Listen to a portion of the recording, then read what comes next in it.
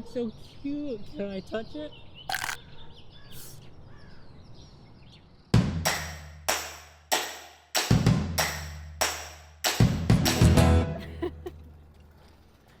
Hi, Nord Anglia. Welcome to the greenhouse. My name is Mary Gehring. Here at MIT, my lab's research is focused on understanding how plants grow and develop.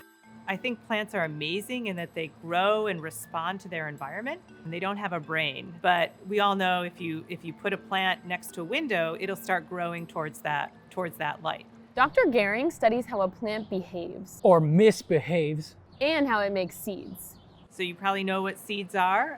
You might have planted seeds before. Seeds are how a plant propagates over and over and over again for many years. And so we want to understand what are all the pieces of DNA that are needed to make a seed and how do they operate?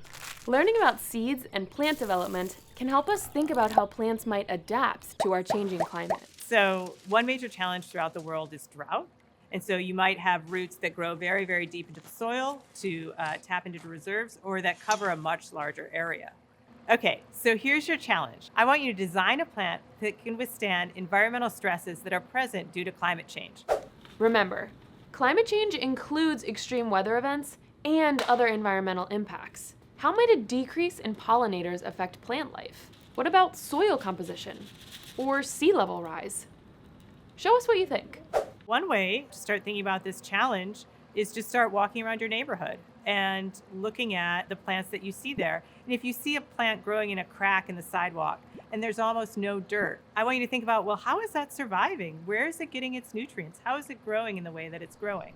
From weeds in the sidewalk to Venus flytraps, there's so many ways that plants have creatively adapted to their environment. Now it's your turn to try. So good luck on your challenges. I'm really excited to see sort of crazy outside the box solutions, not just for how we as humans live in a climate altered future, but how all of the other organisms around us do as well, including plants.